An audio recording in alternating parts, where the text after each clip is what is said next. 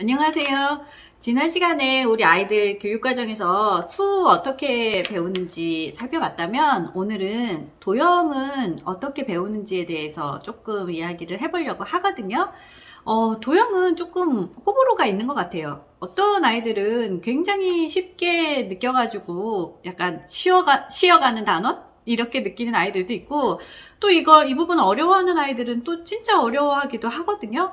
그래서 각 학년별로 핵심적으로 꼭 알아야 될 부분들을 제가 조금 이야기를 하면서 교육과정 살펴보도록 하겠습니다.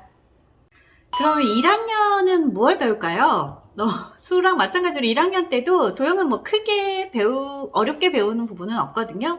1학년 1학기가 되면은 이제 여러 가지 모양에 대해서 배우는데, 우리는 뭐 사각기둥, 원기둥, 구라고 표현을 하지만 아이들한테는 뭐 상자 모양, 원통 모양, 공 모양 이런 식으로 표현을 해서 각각 도형의 특징들 잘 굴러갑니다. 뾰족한 부분이 있습니다, 없습니다. 뭐 이런 특징들을 그냥 가볍게 살펴보면서 넘어가고요.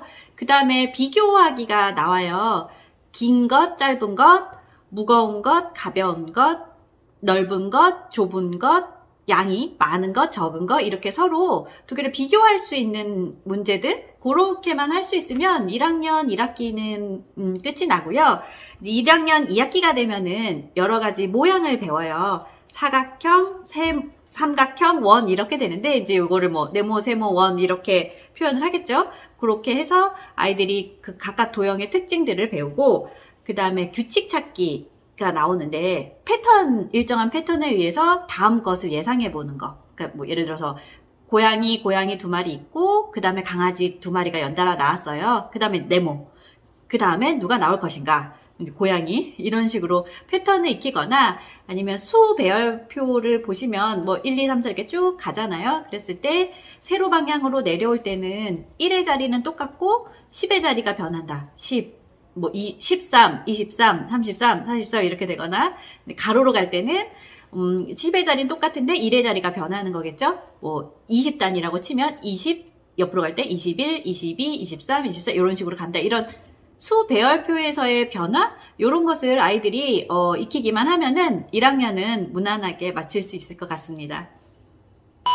네, 2학년이 되면 아이들은 도형의 이름을 이제 정확하게 알게 되기 시작해요. 삼각형, 사각형, 오각형, 육각형 해서 걔네들의 특징들, 뭐 변이 몇 개 있는지 이런 것을 알게 되고, 칠교판을 이용한 것을 배우게 되는데, 예전에 뭐 사고력 수학 그런 곳에서는 칠교판 엄청 강조하죠. 그래서 힘든 곳이다라는 인식이 있기도 한데, 학교에서는 그렇게 많이 강조하진 않고요. 그냥 뭐 삼각형 두 개를 붙이면 사각형이 된다, 뭐 요런 정도. 그리고 오히려 칠교판을 이용하여 다양한 나만의 모양을 꾸미기, 이런 것들을 조금 활동을 하거든요. 그러니까 뭐 집 모양을 만들기도 하고 토끼 모양을 만들기도 하고 이런 식으로 넘어가는데, 이걸 막 시험을 봐가지고 막 평가를 하거나 이러진 않아요. 그러니까 칠교판에 대해서는 너무 크게 걱정은 안 하셔도 될 것 같고, 그 다음에 길이를 재게 되는데요. 길이 재기는 이제 센티미터 단위, 1학기 때는요.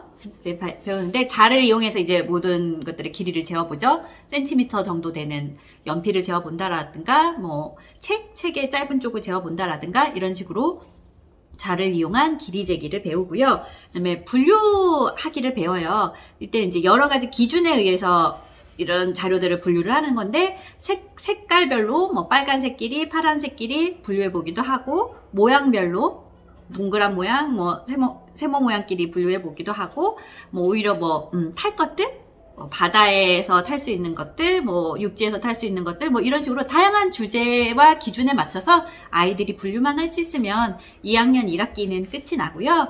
2학년 2학기가 되면은 이제 똑같이 길이 재기가 나오는데, 이때는 미터 단위까지 나옵니다. 그러니까 몇 미터, 몇 센치 이것을 배우는데, 이때 한번 아이들이 그 1미터 정도 되는 게 무엇인가에 대한 것을 잘 모르는 경우가 많아요. 그래서 1m 정도가 어느 정도 길이인지를 생활에서 조금 적용시켜주면 아이들이 쉽게 이해를 하거든요. 이제 저 같은 경우는 어떻게 하냐면, 요맘때 아이들 키가 한 뭐 1m 조금, 1m 20cm 뭐 요 정도 되는 것 같아요. 그럼 이제 너가 섰을 때 한 뭐 요 정도 되는 게 1m야, 바닥부터. 아니면 팔을 벌려보라고 해서 아이들 팔 이렇게 벌리는 게 거의 1m 되거든요. 이 정도가 1m야. 그러면 뭐 5m가 되려면 이렇게 해가지고 5번 가봐 이렇게 네 그렇게 보면 즐겁게 이 길이 부분을 공부할 수 있을 것 같고요. 그다음에 뭐 표와 그래프 이렇게 간단하게 나오고요. 규칙 찾기 2학년 때도 나옵니다. 이때는 달력을 이용해서 날짜별로 어떤 관계가 있는지 7일씩 늘어나죠. 월화수목금토일 이렇게 하면 뭐 그런 거. 그 다음에 구구단 표에서 규칙 찾기. 그래서 뭐 세로로 내려올 때는 2단이었다고 치면 2씩 증가합니다. 뭐 이렇게 가로로 갈 때도 그렇게 되겠죠. 이런 구구단 표에 의한 규칙 찾기 이렇게 하면은 2학년 2학기는 끝이 납니다. 네. 3학년이 되고 나면 3학년 1학기 때 평면 도형을 배우는데요. 이때는 선분, 반직선, 직선 이런 용어들을 배우게 돼요. 근데 아이들이 처음 듣는 경우가 많아서 힘들어 하거든요. 그래서 이때는 조금 그 개념을 입에 붙을 수 있을 정도로 연습을 시켜주시는 게 좋거든요. 그러니까 예를 들어서 직선 같은 경우에는 양쪽으로 끝없이 느린 고등선 이렇게 어려우시죠? 그러니까 아이들도 입에 조금 붙을 수 있게 연습을 시켜주셔야 서술형 풀 때 여기는 어려움 없이 할 수 있을 것 같고요. 각은 직각을 배웁니다. 직각을 배우고 나서 직각이 있는 삼각형인 직각삼각형, 직사각형, 정사각형 이런 도형의 특징들을 배우게 되는데 이제 아이들이 직각삼각형을 배우고 나서는 꼭 직각사각형 이렇게 얘기를 하거든요. 직사각형 얘기할 때. 네, 이제 뭐 그렇기도 하고 그다음에 직각이 어느 정도 되는지 아이들이 좀 힘들어하는 경우가 있어요. 그럼 이제 저희 같은 경우에 이게 직각고래라고 하거든요. 많이 있어요. 이렇게 인터넷 찾아보시면 저희 아이들 화장을 시켜놔가지고 네 이런 직각고래들을 이용해서 직각이 어느 정도 되는 각인지 다음 중 직각인 것을 고르시오 할 때 어려워하면 그렇게 활용을 해 주셔도 좋을 것 같고요. 그 다음에 길이와 시간을 배우는데요. 길이는 킬로미터까지 배우게 됩니다, 이제. 그래서 뭐 몇 킬로, 몇 미터, 몇 센치 뭐 이렇게 되는데 이때도 그 킬로미터가 어느 정도 되는 거리인지에 대해서 얘기를 해주시면 아이들 감이 좀 오거든요. 그래서 보통 저는 이렇게 학교 가는 거리 정도를 얘기를 해줘요. 학교까지 뭐 1km 정도 된다, 뭐 이런 식으로 그렇게 해주면 아이들이 이렇게 그러니까 아이의 생활권에서 1km 정도 되는 게 어디인지를 설명을 해주시면 아이가 길이 부분은 어렵지 않게 이해할 수 있을 것 같고요. 그 다음에 이제 시간이죠. 2학년 때 아마 분, 초 이렇게 바꾸고 계산하고 이거 어려워했던 아이들은 3학년 때도 이제 초까지 해서 계산을 해야 되거든요.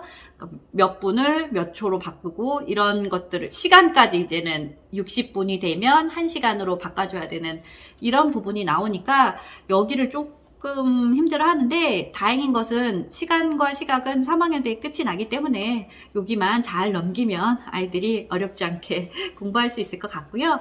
이제 3학년 2학기가 되면 원에 대해서 배웁니다. 원의 중심, 이때는 중심과 반지름에 대해서 명확하게 알고 있는 게 좋고, 그 다음에 들이와 무게가 나오는데, 이제 뭐, 무게는 톤, 킬로그램, 그램, 그 다음에 들이는 밀리리터, 리터에 대해서 배우게 됩니다.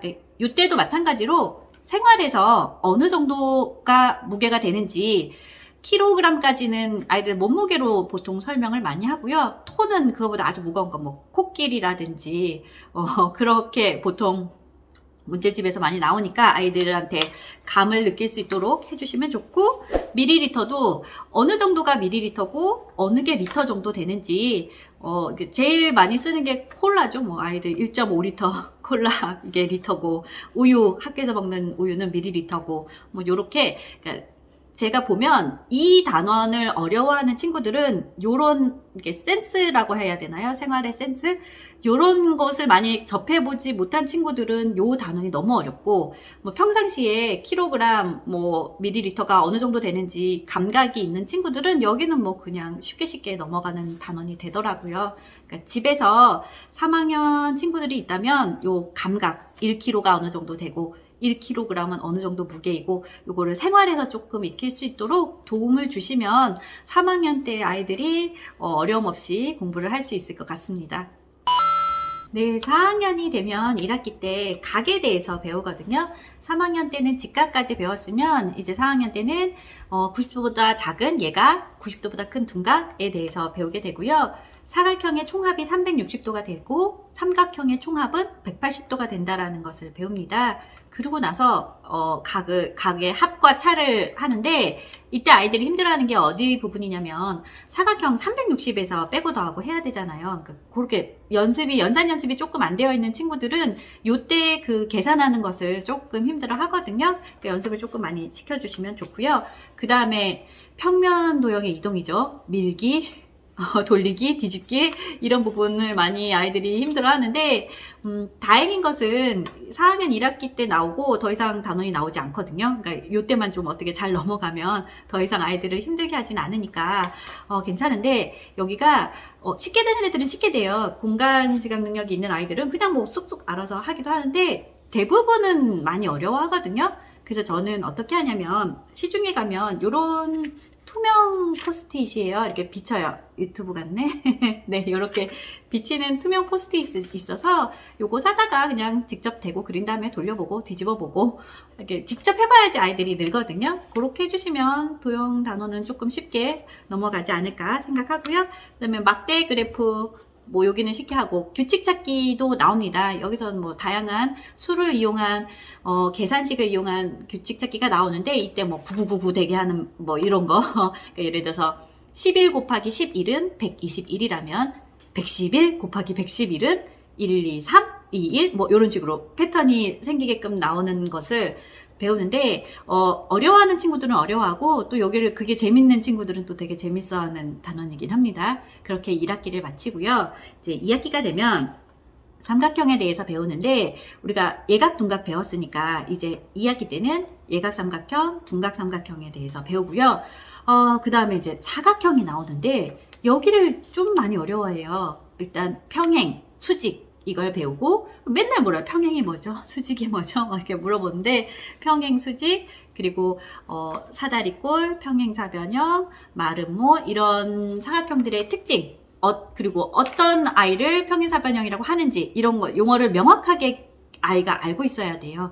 그래야 이제 혼란이 오지 않고 힘들어하지 않고 이런 거 힘들어하죠.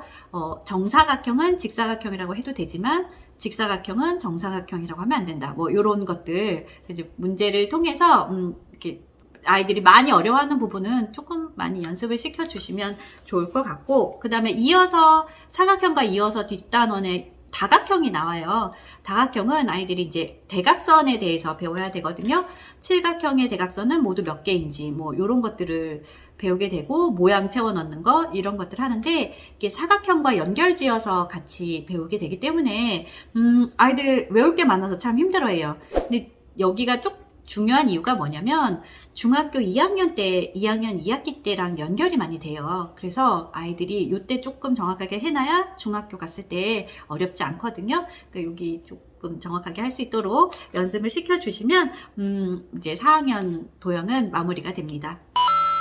네, 5학년이 되면 아이들이 이제 대응관계에 대해서 배우게 되거든요. 1학기 때 어떤 거냐면 이런 거예요. 자동차 한 대가 있으면 바퀴는 4개예요. 자동차가 2대가 되면 바퀴는 8개가 되고 이런 식의 대응관계 어떻게 보면 함수의 기초가 될 수도 있는 부분이라서 이런 대응관계에 대해서 배우는데 크게 막 어렵게 다루지 않기 때문에 아이들이 금방 이해를 하고요.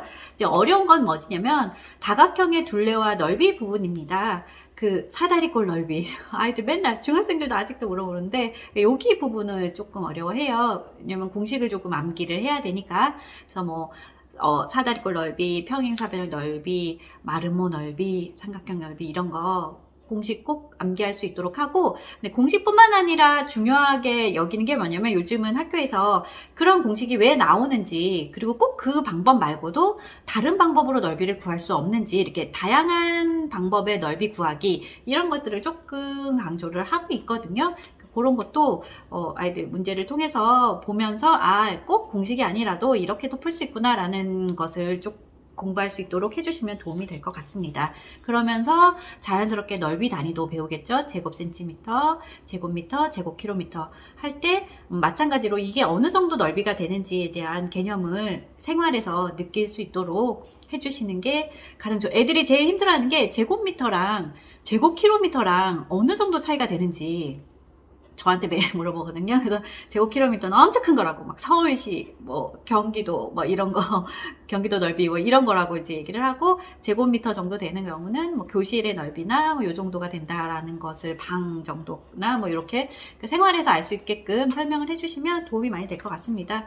5학년 2학기가 되면은 이제 합동을 배우거든요. 그러면서 선대칭 도형과 점대칭 도형이라는 것을 배워요. 근데 아이들이 선대칭은 쉽게 생각을 하는데 이렇게 대칭축 기준으로 접어서 딱 되는 거니까. 근데 점대칭은 180도 돌려야 되는 거라서 어려워하는데, 요때는 얘도 이제 자꾸 많이 그려봐야 돼요. 많이 그려보고 아까 4학년 때 사두셨던 투명 포스트잇을 이용하여 실제로 이렇게 180도 돌려서 포개어지는지 확인해보는 방법도 좋을 것 같고요.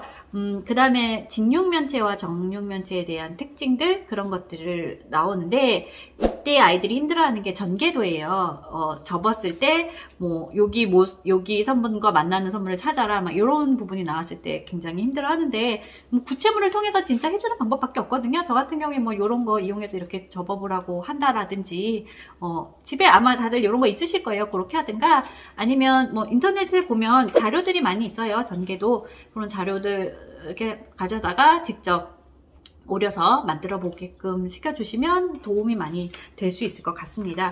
그 다음에 2학기 때 마지막으로 그 확률의 기본이 되는 평균과 가능성에 대해서 배우는데요.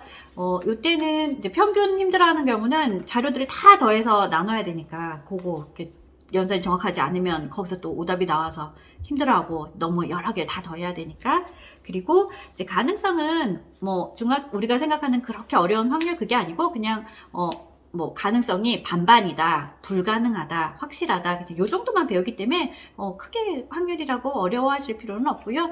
요렇게 하면서 5학년 2학기는 마무리가 됩니다. 네, 6학년이 되고 나면 이제 각기둥과 각불에 대해서 배우고, 여러 가지 그래프, 그 다음에 직육면체의 부피와 건널비를 이 6학년 1학기 때 배우는데요. 이때 중요한 이유가 뭐냐면, 요게 똑같이 그 중학교 1학년 2학기 때 또 나와요. 또 나와서 6학년 때 제대로 해놓지 않으면 중학교 때 조금 힘들어하는 경우가 많아서 배울 때 조금 정확하게 해놓는 게 좋고요. 각기둥과 각불은 이제 특징도 중요하지만 전개도 그리는 걸 아이들이 어려워합니다. 그러니까 요거는 조금 시간을 들여서 천천히 그려볼 수 있도록 연습을 시켜주시는 게 도움이 많이 될 거고요. 그래프 같은 경우에는 이제 뭐 어려워하진 않는데, 다 백분율을 일일이 다 퍼센트를 구해야 되니까 그 귀찮아하는 경우가 있고, 그 다음에 제일 힘들어하는 건 직육면체의 부피와 건널비죠. 이게 이제 아무래도 여러 가지 수를 계속 계산을 해야 되고, 또 학교에서 요즘 교육과정 추세가 한 가지 방식으로 계산하는 게 아니라 다양한 방식으로 계산을 해봐야 되니까, 그런 것이 아이들 입장에서는 다 다르게 느껴지는 거죠. 그래서 힘들어하는데, 여러 가지 방법으로 구할 수 있는 건널비 부피에 대해서도 공부를 조금 해놓는 게 도움이 돼요. 이게 어차피 또 중학교 때 나오니까 그렇게 설득을 해야죠. 지금 잘해놔야 중학교가 편하다. 이렇게 이야기를 하고, 6학년 2학기가 되면은 이제 무엇을 배우냐면, 쌓기 나무가 나와요. 네, 아이들 어려워하는 아이들 정말 어려워하는데, 이제 요때는 앞에서 본 모양, 옆에서 본 모양, 뭐 위에서 본 모양 그리는 거, 요런 걸 좀 어려워하고, 예전에는 이거보다 더 어려웠어요. 뒤에 숨겨져 있는 아이들을 이렇게 딱 빼고, 이걸 빼고 났을 때 모양을 그리라든지 막 요런 식으로 나가서 힘들어 했는데, 요새는 그렇게까지 심도 깊게 다루진 않으니까 그냥 정확하게 볼 수 있는 법, 그릴 수 있는 방법 정도 연습시켜주면 좋고, 그거보다 어려워하는 게 원이죠. 네, 6학년 2학기 때는 원의 넓이가 나오는데, 이제 아이들이 힘들어하는 이유가 계산을 할 때 원주율을 3.14를 곱해야 되다 보니까 힘들어하거든요. 그러니까 요새는 아이들이 이제 힘들어해서 원주율을 3으로 하기도 하고, 3.1로 하기도 하고, 뭐 3.14로 그대로 하기도 하고, 좀 달라지고 있는 추세긴 한데요. 그래도 아이들은 여러 번 곱해야 되니까, 원의 넓이 구하라 그러면 반지름 원의 원주율 해야 되고, 원의 둘레 원주율을 구하라 그러면 뭐 반지름 곱하기 2 곱하기 원주율 뭐 이렇게. 네, 그러니까 왜 어렵냐면, 일단 용어들이 헷갈려요. 원주율 뭐 이런 단어들이 힘드니까. 근데 그것의 개념을 명확하게 해주시고요. 단순하게 공식으로만 막 암기시키지 마시고요. 왜냐면 요즘 아까도 말씀드렸듯이 다양한 방식을 이렇게 교육 과정에서 요구하다 보니까 원의 넓이도 왜 그렇게 공식이 유도됐는지를 물어본다라든지 아니면 원의 넓이를 어림하는 방법, 대충 어떻게 어림을 할 수 있는지 이런 것들을 물어보기 때문에 아이들이 좀 힘들어 하거든요. 그래서 원의 넓이는 그런 부분, 용어에 대한 정확한 개념, 그리고 뭐 공식은 당연히 암기해 주는 게 좋고 또 정확한 계산, 그리고 왜 그렇게 되는지에 대해서 원은 조금 공부를 많이 해놔야 돼요. 마찬가지로 이것도 중학교 1학년 2학기 때 나오는데 그때는 원조율을 3.14 곱하는 게 아니라 그냥 파이라고 해서 처리를 해버려서 조금 수월하긴 한데 거기 가서도 개념을 어려워하는 친구들은 어려워합니다. 그리고 마지막으로 원기둥, 원뿔, 구에 대해서 배우는데요. 예전에는 원기둥도 그 직육면체처럼 막 건널비 구하고 부피 구하고 막 이렇게 어렵게 공부를 했었어요. 근데 지금은 그렇게까지는 아니고 그냥 원기둥의 전개도, 전개도의 특징, 뭐 밑면의 둘레가 원기둥 옆면의 가로와 같다, 뭐 요런 정도로 배우고 넘어가기 때문에 그렇게 많이 어려워하지는 않는 곳입니다. 이렇게 해서 6학년 1학기, 2학기가 마무리되게 되는데요. 6학년 때는 정말 제대로 해놔야 중학교 1학년 2학기가 편하니까 아이들이 정확하게 공부할 수 있었으면 좋겠다는 생각을 합니다. 네, 이렇게 해서 아이들 우리 1학년부터 6학년까지 학교에서는 도형을 어떻게 배우는지에 대해서 이야기를 해드렸는데 도움이 되셨나 모르겠습니다. 이거 말고도 중요한 부분이 정말 많은데 다 이야기를 하다 보면 너무 길어져서 제가 그래도 우리는 바빠잖아요. 그러니까 꼭 그래도 바쁘지만 꼭 알고 넘어갔으면 하는 부분에 대해서 이야기를 드렸습니다. 아무쪼록 우리 아이들이 열심히 공부해서 힘들지 않게 수학을 공부할 수 있었으면 좋겠다는 생각을 하면서 마치도록 하겠습니다. 감사합니다.